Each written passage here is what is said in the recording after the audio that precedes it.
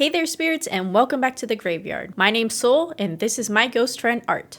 Hello. In this video, I'm going to be sharing my review of OneShot, the video game, and show you my process for making these die cut stickers of my OneShot fan art. Let's hit the start button.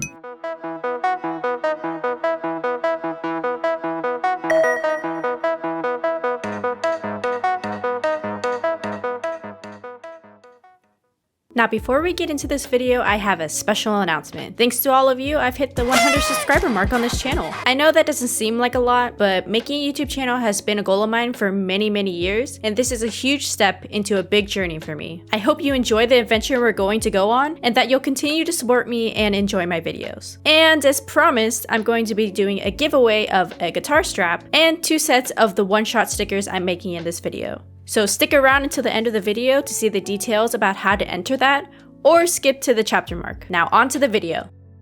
OneShot is a puzzle and adventure indie game developed by FutureCat and published by Degica. It was released on Steam December 8th, 2016, and I discovered and played it on December 2021. It plans to release on console sometime this year in 2022. The game initially started out as an entry for RPGMakerWeb's 2014 Indie Game Maker Contest by creators Eliza Velasques and Casey Gu. The first iteration of the game only allowed a single attempt after one playthrough, and deleted any progress if the game was closed outside save points, hence the title of the game. This concept would be taken out of the current version of the game because developers deemed it was too harsh for a paid full-length product. On March 28, 2017, a new ending was released named Solstice that would expand on some unsolved mysteries from the story. The game starts out with the protagonist Nico, a cat-like child, waking up in a dark and unfamiliar bedroom. When they turn on the computer, it addresses the player by the name derived from the computer's login info.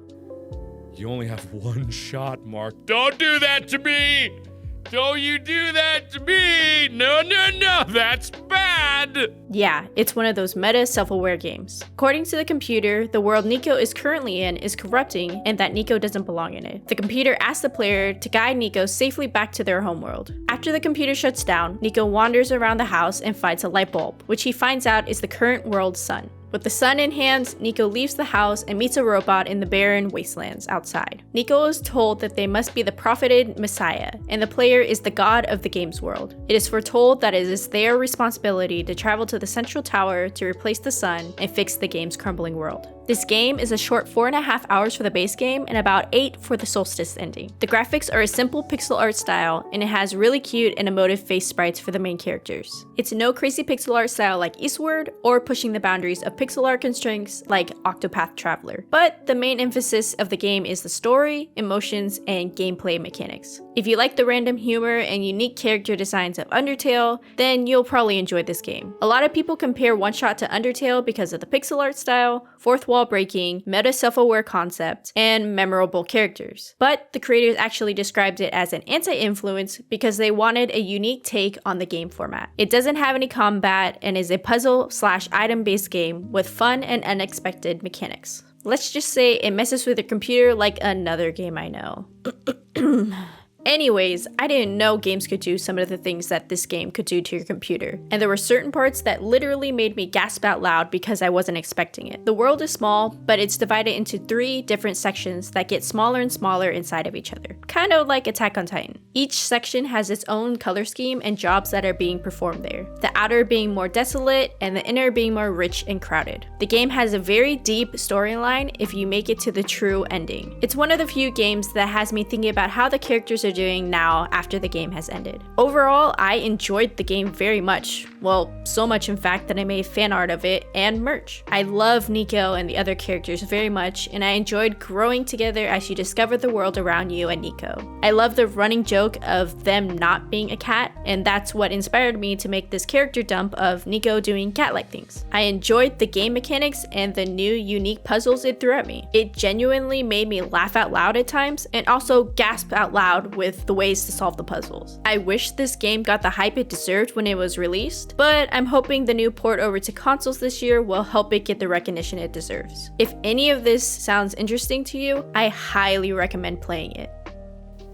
And as always, everything that is used in the video will be linked down in the description. Once the sketch was done, I needed to rearrange it on the sized sticker sheet that I wanted to make. After that, I added an even white outline around all of them. There are a lot of other great videos out there explaining how to do this in Procreate, so I'll link to one in the top right corner. After that, I took the sheet into Photoshop to have them fit on an 8.5 by 11 piece of paper. There's a sneaky way to trick the Cricut to print and cut a full-size piece of paper. Don't be suspicious. And I'll link to another tutorial on how to do that I was following. I'm printing my stickers on this matte waterproof sticker paper that we have because I like the way they look matte and I like that they're durable to put on anywhere. But before you do that, because the Cricut doesn't start the cuts perfectly on the guidelines, you have to add tape to your cutting mat and have it cut an 8.5 by 11 inch rectangle to see exactly where you need to add your paper. And oh my god, look at that nice tape peel, just oh, it's so clean. Next, I transferred all of the cuts to the Cricut, and I thought I could be smart and try to have the Cricut cut the sticker sheets out and do the die cutting around each one, but life likes to humble you sometimes, and you'll see in a few seconds here that it failed miserably because the die cuts auto-moved to the top corner of the mat instead of staying centered in the paper. But past me didn't know this, so on to printing and cutting the stickers. See how the paper lies perfectly in the tape guides? You want to make sure that it fits in there exactly to have the best cuts. Let's just say you have one shot to get it right. Anyways, I was watching this like a cat with a laser pointer, and the rectangle cuts were perfect, but you can see me stop it when it starts cutting out each sticker. So that page of stickers couldn't be put through the machine, and one set was going to be incomplete. So I just cut these out by hand and gave the incomplete sets to my siblings. After trying to fix the cuts for, 30 minutes, I decided to make single stickers and not a sheet. 2. 1. Save on printer ink. 2. I think they're cuter this way. 3. I think they're easier to share. And 4, I can make all the stickers bigger. So after rearranging them back in Photoshop, I was able to resize and fit 2 whole sets on one paper. I also fixed the printer colors as well to be more accurate to the digital version. Then it was back to printing. Nori decided to supervise the new print to make sure it came out okay. Cats in their machines, am I right? And here, I'm comparing the size and colors to the old one. The new one looks way better. The colors are more correct, and I like the size of it. After that, I recalibrated the Cricut with the cutting test, and it was time to cut again after uploading the new sheets to the machine. I was nervously watching each cut go around each sticker. And success! They cut out beautifully, just crisp lines. And here we have that satisfying peel of the sticker paper, just releasing all of the stickers. Then it was time to lift each sticker off the mat with my spatula. Here you can see the old versions versus the new versions. They're much more vibrant and bigger in size. The new one is on the left and the old one is on the right. After the sticker set was cut, I then added them to these little baggies. But I wanted a cute banner on top of them before stapling them closed, so I measured the bag, went into Procreate, designed a banner, printed it out, and cut them with our paper cutter. Now it's a matter of folding the banner and stapling it to the bag. And I mean, listen to how they sound when they fall all together. Just, oof.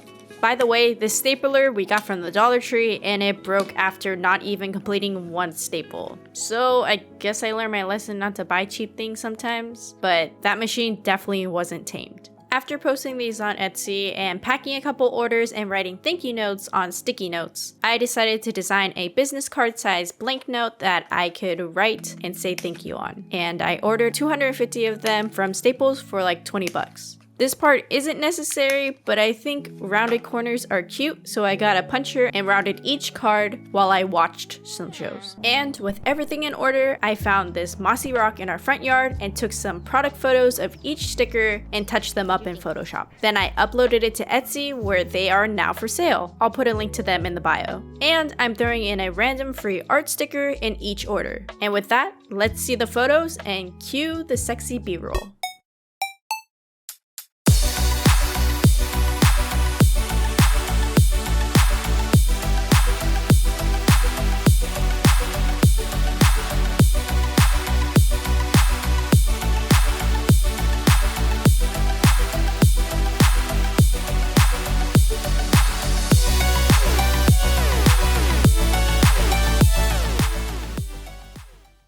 This whole process can be done with any art piece you have. Here are some of my other works that I made into stickers. It takes a long time for these things to get set up, but once you have it down, it's easy to streamline each sticker set. The longest part is usually drawing and fitting as many stickers as you can onto a single sheet of paper. Now for the giveaway announcement. As promised, when I hit the 100 sub mark, I said I would give away one of my rainbow pastel guitar straps. I'll link that in the top right. But since we already hit 135 subs, I'm going to be giving away 2 sets of stickers on my socials too. Now these are the misprinted and hand-cut versions that I'm giving away, so you could say they're kind of exclusive since I hand-cut them. Anyways, here are the rules. For the guitar strap, be sub to the channel, like the video, and leave a comment with a video you'd like to see from me or what kind of stickers you'd like to see me make. For the sticker sets, I'll be running one on my Instagram and one on my Twitter, so you'll have 2 chances to win. Look for this post on my socials, follow me there, and follow the instructions on each post. And that's it! Good luck to everyone who enters, and thank you for helping me achieve my dreams.